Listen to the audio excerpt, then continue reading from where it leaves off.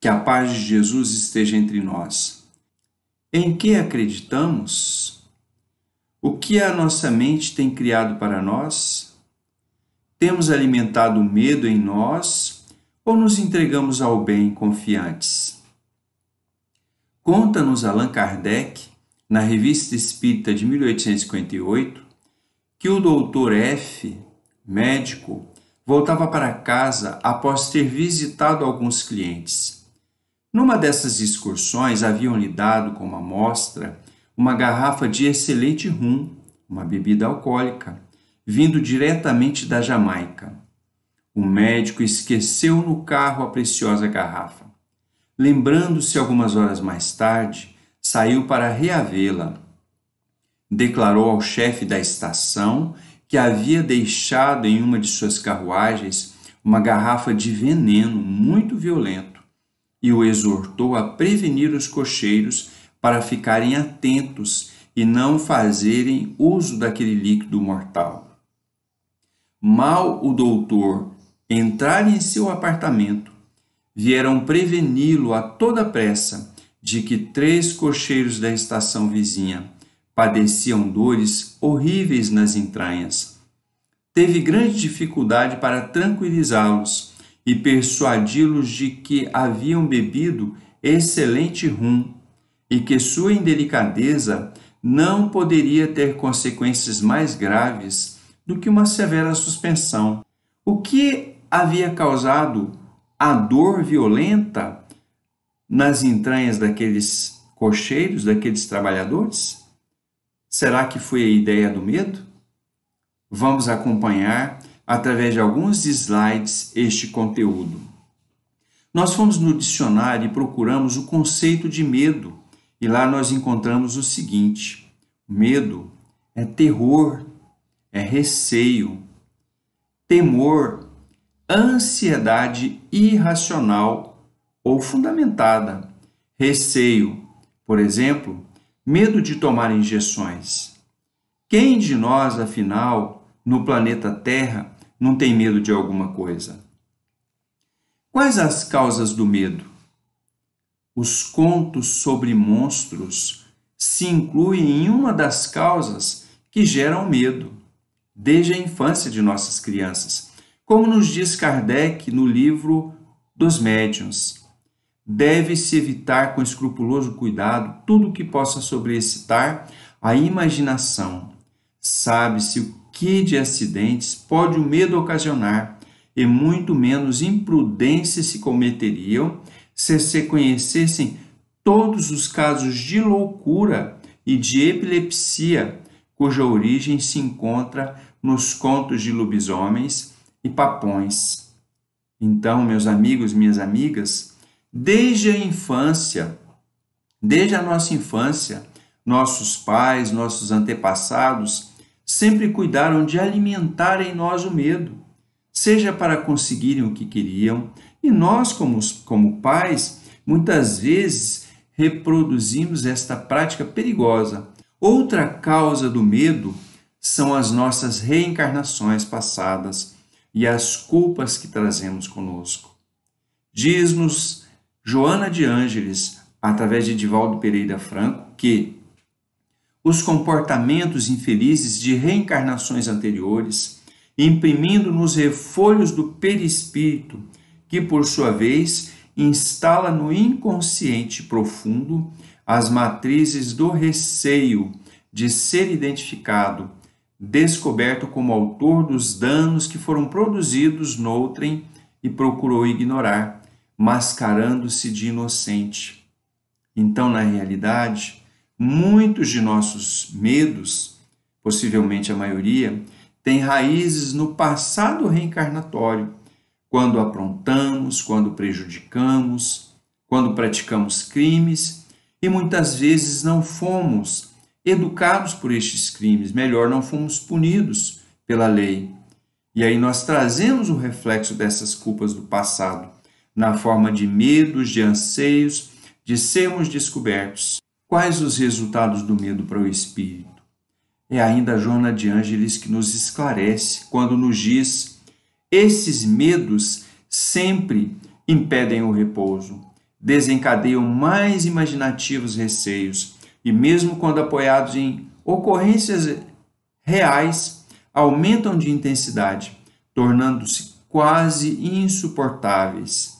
Ah, meus irmãos e minhas irmãs, quantos companheiros não perdem toda uma existência anulada pelo medo?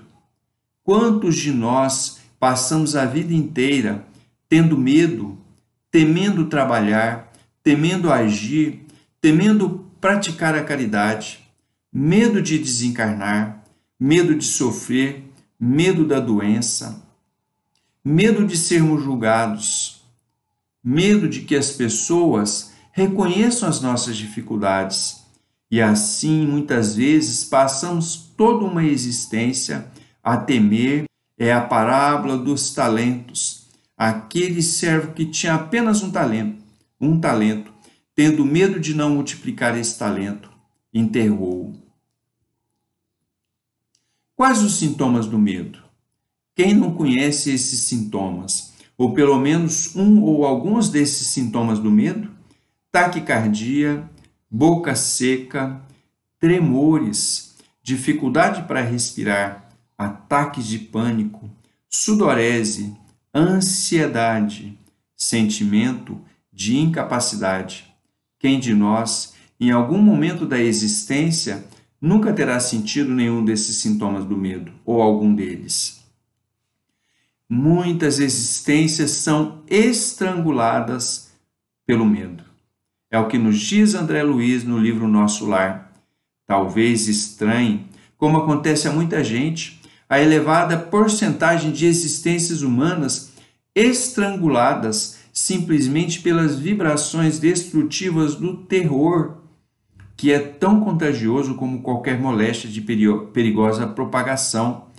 Classificamos o medo como dos piores inimigos da criatura, por alojar-se na cidadela da alma, atacando as forças mais profundas. O medo da morte, perguntado a Emmanuel no livro Consolador, na pergunta 153, se a hora da morte não houver chegado, poderá o homem perecer sob os perigos que o ameaçam?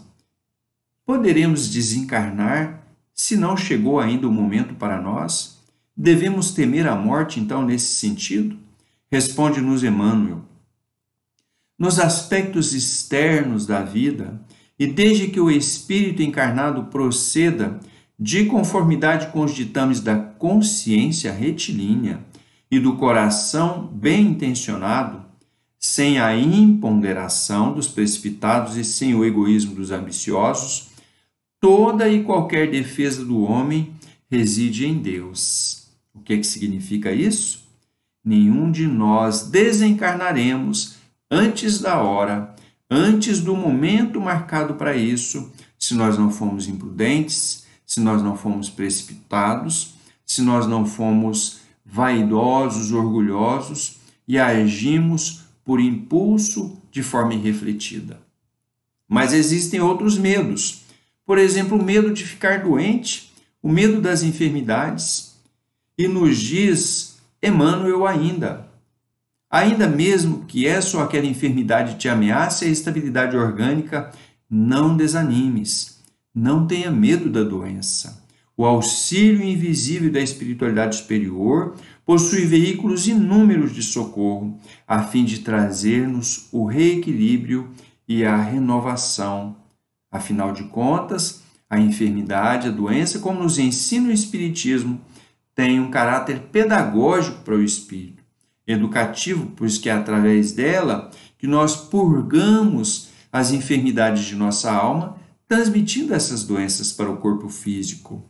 Também existe o medo do sofrimento, e nesse sentido ainda Emmanuel nos orienta: não tenhas medo do que irás sofrer. E isso está lá no Apocalipse, essa frase: não tenhas medo do que irás sofrer. Não temamos, pois, o que possamos vir a sofrer. Deus é Pai magnânimo e justo. Um Pai não distribui padecimentos, dá corrigendas, e toda corrigenda aperfeiçoa. Queremos lembrar o médico da história que contamos no início, que contou uma mentira para aqueles cocheiros a fim de defender a sua bebida, dizendo que a mesma era veneno, e o resultado da mentira naqueles que fizeram uso da bebida, que foram influenciados pelo pensamento de culpa, porque haviam furtado aquela bebida, para demonstrar o quanto nós somos ainda frágeis, o quanto ainda, pelas nossas culpas e erros do passado, nós aceitamos a opinião alheia, acreditamos muito mais em nossas imperfeições do que nas nossas virtudes.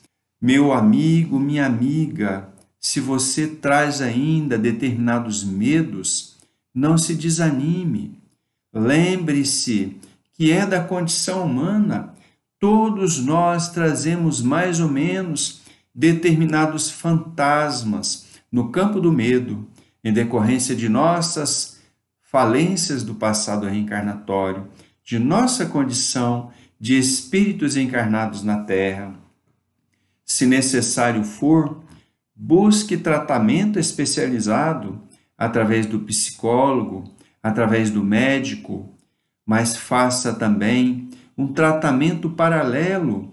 Procure a casa espírita, um centro espírita bem orientado, onde irá receber o tratamento espiritual consistente no passe magnético, consistente na água fluidificada, consistente na oração, na prece. Procure o tratamento através da leitura edificante de um bom livro, de um livro espírita que edifique. Meu amigo, minha amiga, vamos falar um pouquinho agora do medo dos espíritos. André Luiz nos faz a seguinte observação: gosto das reuniões espíritas, contudo tenho medo de comparecer. Sinto a mediunidade, mas temo. Creio racionalmente no mundo dos espíritos. Entretanto, não posso nem pensar seja possível que um espírito me apareça. Ora, será racional que nós tenhamos medo dos espíritos? Se nós somos um espírito, embora encarnado num corpo físico, será correto tenhamos medo? É ainda André Luiz quem nos responde: por que motivo te assustares diante dos desencarnados, que são, na essência, personalidades iguais a ti mesmo? Espíritos benevolentes e esclarecidos são mentores preciosos que merecem apreço. Ora, será racional termos medo de um Bezerra de Menezes? Termos medo de um André Luiz, um Chico Xavier, um Eurípides Barçanufo, um Emmanuel? E espíritos infelizes, doentes ou infelizes, não devem também ser temidos. Obsessores, espíritos perversos e maus, não devem ser temidos, por necessitados de maior amor, de mais amor, de oração, de nossas preces. Medo, na realidade, é ausência de confiança. Amigo, desiste de viver em contínuo sobressalto, a temer perigos intangíveis a cada instante. O fantasma do medo prenuncia a enfermidade e quase sempre denota a ausência de confiança nas origens da vida, a ausência de fé em Deus, a ausência de coragem, de confiar em nosso Senhor Jesus. Devemos temer algo? Será que tem alguma coisa da qual nós devemos temer? André Luiz nos responde: a coerência com os princípios que espousamos, o Espiritismo, ensina-nos que a criatura de fé verdadeira nada teme, senão a si própria, atenta que vive às fraquezas pessoais. Em razão disso, minhas irmãs, meus irmãos, é correto receemos simplesmente a nós mesmos em todos os sentimentos que ainda não conseguimos disciplinar, o nosso impulso, a nossa raiva, o nosso egoísmo, o nosso orgulho, a nossa indiferença. esses impulsos inferiores que nos levam a praticar o mal, a prejudicar as pessoas em dano de nós mesmos. Pois Deus não nos deu espírito de medo, mas um espírito de força, de amor e de sobriedade. Quem nos ensina é São Paulo, Paulo de Tarso, na sua segunda epístola a Timóteo. Sim, meus amigos, Deus não nos deu espírito de medo. E Emmanuel comenta essa passagem. Todos somos assim, dotados de recursos para desenvolver ao infinito os dons divinos da fortaleza, que é valor moral, do amor, que é serviço incessante no bem, e da moderação, que define equilíbrio, porquanto, ao sermos criados por Deus, o Pai Celestial dotou nossos espíritos à sua imagem e semelhança, nos dando os dons da coragem, nos dando os dons da prosperidade, da felicidade, da confiança, da honestidade, do amor, da alegria de viver. Que Jesus nos abençoe.